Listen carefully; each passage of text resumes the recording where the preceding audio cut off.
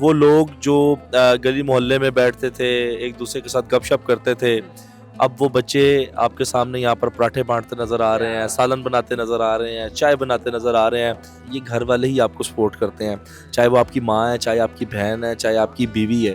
جب تک آپ کو گھر سے سپورٹ نہیں ہوگی نا، آپ یہ نظام نہیں چلا سکتے۔ یہ قورمہ بنا لیتے ہیں، ایک دن ہم دال بنا لیتے ہیں، ایک دن دال گوشت بنا لیتے ہیں، شلجم بنا لیتے ہیں، کل ہم نے آلو گوبھی بنائی ہوئی تھی۔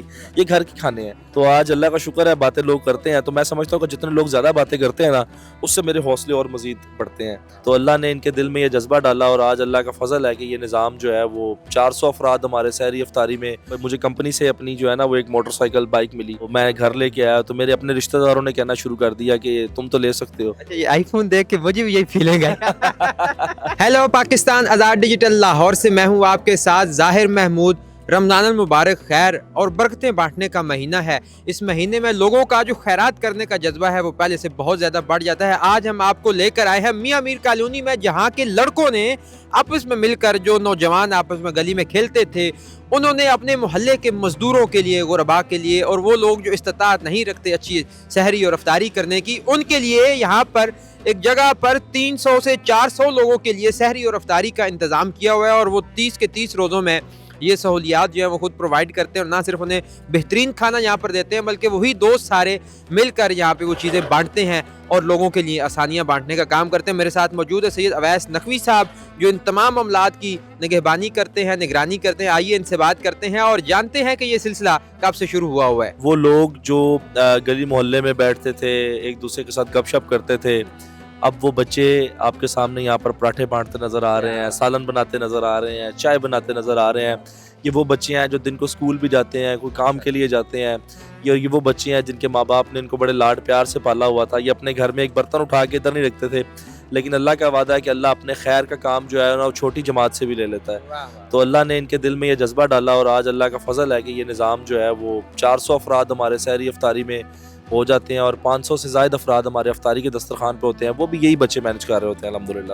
یہ ماشاءاللہ ایک بڑا یونیک سا آئیڈیا ہے کہ گلی محلے کے لوگ خود ہی مل کے اپنے علاقے کے لوگوں کو اگر اس طرح سرو کرنا شروع کر دیں تو پورے پاکستان میں بڑے لیول پہ جو ہے وہ اچھائی سامنے آ سکتی ہے۔ آپ کو یہ خیال کیسے آیا کہ ان سارے بچوں کو جو فضول کھیل رہے ہیں، بیٹھے ہوئے ہیں، ان کو ملا کے اس طرح خیر کا رستہ نکالا جا سکتا ہے؟ کسی پوچھنے والے نے پوچھنے والے سے پوچھا تھا کہ میں دنیا کو ٹھیک کرنا چاہتا ہوں، تو انہوں نے کہا تھا ایک تو ٹھیک ہو جا۔ ایک تو ٹھیک ہو جائے گا تو ساری دنیا ٹھیک ہو جائے گی۔ تو جب آپ یہ عزم رکھتے ہیں، یہ ارادہ رکھتے ہیں ایز ینگسٹرز کہ میں پاکستان کے لیے کچھ کرنا چاہتا ہوں، تو you have to do from the first scratch. آپ کو اپنے گھر سے شروع کرنا ہے، آپ کو اپنے گھر کے آگے سے کوڑے کو ختم کرنا ہے، اس کے بعد آپ کو اپنی گلی صاف کرنی ہے، اس کے بعد آپ کو اپنے بہن بھائیوں کو اس معیار پہ لے کے آنا ہے کہ جس معیار پہ آپ پاکستان کی ینگسٹرز کو دیکھنا چاہتے ہیں۔ آپ کو اپنی جو پرسنالٹی ہے اس کو ایسا گروم کرنا ہے کہ آپ کی ذات سے کسی کو جو ہے نا نقصان نہ پہنچے، آپ کی ذات سے لوگوں کو فائدے ہوں۔ جب آپ اس نہج پہ چلیں گے تو انشاءاللہ تعالیٰ، پہلے ایک اویس نقوی تھا، اب یہ یہاں پہ 20 ہیں، اور انشاءاللہ تعالیٰ یہ 20 آگے ایسے 20 سیٹ اپ اللہ کرے بن جائیں کہ یہاں پر ہمارے ملک یہ نظام بدل جائے گا انشاءاللہ تعالیٰ۔ اچھا، میں یہ دیکھ رہا ہوں کہ ہم نے مختلف سحریوں کے انتظامات دیکھے ہیں، ہر جگہ پہ سحری میں چائے نہیں ہوتی، لیکن یہاں پہ خاص طور پہ چائے کا جو ہے وہ انتظام ہے۔ کیا آپ کو چائے کا خاص ٹھڑک ہے، یا یہ کیا بات ہے، یونیک آئیڈیا لے کر آیا؟ باخدا میں چائے پیتا نہیں ہوں، اور میں نے کبھی چائے نہیں پی، مطلب کبھی سردی میں پی لی ہو لیکن شوق سے نہیں پیتا، یا کہیں مجبوری ہو تو پی لیتا ہوں۔ مقصد یہ ہے کہ دیکھیں، جب بھی کسی چیز کا انتظام کیا جاتا ہے نا، تو اس کی افادیت جس کے لیے کر رہے ہیں اس کے لیے کیا ہے، کہ جتنے ہمارے بھائی بیٹھے ہیں یہاں پر یہ مزدور ہیں، ٹھیک ہے، اور مزدور آپ کو پتہ ہے کام کے بعد جب تک چائے نہ پیے ان کی تھکاوٹ نہیں اترتی، ان کو سکون نہیں آتا۔ اور جو چائے پینے والے حضرات ہیں وہ بڑی خوش، مطلب اس طرح کے لوگ ہیں کہ کھانا کھانے کے بعد اگر چائے نہ ان کو ملے تو وہ کہتے ہیں جی ہماری روٹی ہضم نہیں ہوئی، یا ہمیں پتہ نہیں چل رہا کہ ہم نے کھانا کھایا یا نہیں کھایا۔ تو ہم نے یہ سوچا کہ جب ہم کھانا کھلا بھی دیتے ہیں تو اس کے بعد بھی ایک مزدور کو اگر 80 روپے خرچ کرنے پڑتے ہیں ہوٹل پہ جا کے، تو کیوں نہ کہ ہم ان 400 افراد کے لیے یہاں چائے کی دیگ بنائیں۔ اور یہاں پر روزانہ چائے کی دیگ بنتی ہے، اور آپ دیکھیں گے کہ ابھی دسترخوان پہ لوگوں نے کھانا کھا لیا لیکن لوگ موجود ہیں، چائے چلنا شروع ہو گئی ہے، یہ چائے پیئیں گے پھر ان کا کھانا مکمل ہوگا، اور اس کے بعد یہ جائیں گے۔ یہ گھر کا انتظام آپ نے پورا یہاں پہ لگایا ہوا ہے سڑک کے اوپر۔ اچھا، مجھے یہ بتائیں کہ 30 روزے ہوتے ہیں اوبویسلی، سحر و افطار بھی، کیا کیا آپ مینیو میں لوگوں کو یہاں پیش کرتے ہیں؟ کھانے میں کون کون سی ڈشز متعارف کرواتے ہیں؟ میں نے یہ مانیٹر کیا کیونکہ بچپن سے ہم یہ ایکٹیویٹیز کر رہے تھے کہ اکثر جہاں بھی پاکستان میں آپ دیکھ لیں، لاہور میں دیکھ لیں، سحریاں چل رہی ہیں جی، چنے پراٹھے چل رہے ہیں، صحیح ہے جی. تو اگر آپ اپنے گھر میں, کیا میں روز چنے پراٹھے کھا سکتا ہوں؟ نہیں کھا سکتا. تو یہ وہ لوگ ہیں جنہوں نے روز آنا ہے. یہ ہماری فیملی کی طرح ہے, روز ان سے ملاقات ہوتی ہے, روز ہم اکٹھے سحری کرتے ہیں, روز ہم پھر افطاری کرتے ہیں. تو اگر ہم روز ان کو ایک ہی چیز کھلاتے جائیں گے تو ان کا بھی جو ہے نا وہ اس سے دل اٹھتا جائے گا. تو ہم نے جیسے اپنے گھروں میں ہم اپنی ماں سے, اپنی بہن سے, اپنی بیوی سے یہ کہتے ہیں کہ آج میں نے کل سبزی کھائی تھی تو آج چاول ہو, آج میں نے گوشت کھایا تھا تو کل میرے لیے روٹی ہو. بریانی بنائی جاتی ہے, چنا پلاؤ بنایا جاتا ہے, کوفتہ بریانی بنائی جاتی ہے. ایک دن چاول, ایک دن روٹی, روٹی کے ساتھ ایک دن سالن, ایک دن جو ہے نا وہ قورمہ بنا لیتے ہیں, ایک دن ہم دال بنا لیتے ہیں, ایک دن دال گوشت بنا لیتے ہیں, شلجم بنا لیتے ہیں. کل ہم نے آلو گوبھی بنائی ہوئی تھی. یہ گھر کے کھانے ہیں. یہ ہم مطلب ہوٹل میں کوئی عیاشی بھی نہیں کروا رہے کہ جی پیزے کھلا رہے ہیں اور مطلب اس طرح کے معاملات ہیں. یہ اللہ کا شکر ہے کہ وہ نظام جیسا ہمارے گھروں میں ہوتا ہے اس طرح کا پرووائڈ کرنے کی کوشش کرتے ہیں الحمدللہ. سحری میں کیا مینیو رکھتے ہیں؟ سحری میں کوشش کرتے ہیں کہ ایسا سالن ہو کہ بعد میں تذابیت نہ ہو اور طبیعت پہ برڈن نہ ہو. تو آج جیسے ہم نے آلو مٹر کا سالن بنایا ہوا ہے, ساتھ چائے ہے, ساتھ پراٹھے ہیں. یہاں پہ کچھ ہمارے بھائی ہیں جو دیہات سے تعلق رکھتے ہیں, وہ آئے ہیں, وہ گھی والی روٹی نہیں کھاتے, وہ کہتے ہیں خشک پراٹھا چاہیے, ان کے لیے خشک پراٹھا بنایا جاتا ہے. اسی طرح کبھی جب ہم نے آج تو نہیں بنائی, لیکن جب چائے بنتی ہے تو ساتھ لسی بھی بنائی جاتی ہے. تو جو لسی پینے ہیں وہ لسی پیتے ہیں. اچھا, یہ ایک بڑا اہم سوال ہے کہ اتنے بڑے لیول پہ آپ پورا مہینہ یہ کام کرتے ہیں. اب ظاہر سی بات ہے بچے مل کے کام تو کر سکتے ہیں, مگر جب فائنانسز کی بات آتی ہے تو پھر لوگ سوچتے ہیں کہ یار یہ کون سپورٹ کر رہا ہے, آپ کو اسپانسر کون کر رہا ہے. آج کل لوگ ایکسپلائٹ بھی کرتے ہیں ان چیزوں کو جب وہ خیرات کا کام آتا ہے. اس حوالے سے یہ بتائیے کہ آپ کو یہ ساری اسپانسرشپ کیسے ملتی ہے, کہاں سے سارے فائنانسز کنٹرول کرتے ہیں؟ اٹھ باندھ کمر کیوں ڈرتا ہے, پھر دیکھ خدا کیا کرتا ہے. اور میرا ایک دوست ہے یہاں پر, ہم نے اسی جگہ پہ روڑی تھی جہاں پہ آپ بیٹھے ہیں نا, روڑی تھی. اس روڑی کو ہم نے صاف کیا, صاف کر کے یہاں پر پہلے ہم نے وہ وائٹ پاؤڈر پھینکا, اس کی بدبو ختم کی, اور پھر یہاں سے دسترخوان کا شروع کیا اللہ کو یاد کر کے. اللہ کے فضل سے پھر اللہ نے ایسے لوگ ساتھ جوڑے کہ جو یہ نظام چلا رہے ہیں, اور میں صرف وسیلہ بنا ہوں. اور اگر میں وسیلہ بناؤں تو مجھے ساتھ یہ بھی خیال آنا چاہیے کہ میں صرف وسیلہ ہوں. اگر میں اس نعمت کی ناشکری کروں گا تو وہ دن دور نہیں ہے کہ جب اللہ مجھ سے ریپلیس کر کے کسی اور کو لے آئے گا. تو ساتھ لوگ ملتے جائے اور اللہ کا شکر ہے یہ نظام چلتا رہتا. اچھا, آپ نے اپنی بیگم کے ساتھ شروع کیا یہ کام, کتنا عرصہ پرانی بات ہے یہ؟ اب بھی وہ آپ کا ساتھ دیتی ہیں اس کام میں؟ اب بھی ساتھ دیتی ہیں, لیکن اب کھانا اتنا بنتا ہے کہ وہ اکیلی نہیں بنا سکتی. تو بالکل یہ آپ کے دیکھیں گھر والے جو ہوتے ہیں نا, یہ گھر والے ہی آپ کو سپورٹ کرتے ہیں, چاہے وہ آپ کی ماں ہے, چاہے آپ کی بہن ہے, چاہے آپ کی بیوی ہے. جب تک آپ کو گھر سے سپورٹ نہیں ہوگی نا, آپ یہ نظام نہیں چلا سکتے. یہ بڑی پڑھی لکھی بات ہے. ہم یہاں پر روڈ پہ بیٹھے ہیں, ہم نے ابھی افطاری کروائی, ایک مثال دے رہا ہوں, ہم نے افطاری کروائی اور 6 بجے روزہ کھلا, 7 بجے تک ہم وائنڈ اپ کرتے ہیں, برتن شرتن اس کے بعد دھلتے ہیں, 8 ساڑھے 8 ہو جاتے ہیں, 1 گھنٹہ لڑکے آرام کرتے ہیں, اور اس کے بعد فوراً سحری کا انتظام شروع ہو جاتا ہے.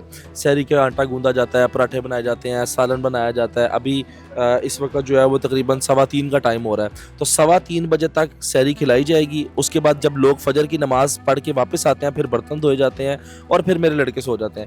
12 بجے اٹھتے ہیں, اور اس کے بعد پھر وہی کام اور وہی سلسلہ شروع ہو جاتا ہے. اگر ہمیں گھروں سے سپورٹ نہیں ہوگی, ان بچوں کی مائیں ان کو الاؤ نہیں کریں گی, ان کی بہنیں ان کو الاؤ نہیں کریں گی, یا جو شادی شدہ ان کی بیویاں الاؤ نہیں کریں گی, تو یہ نظام نہیں چل سکتا.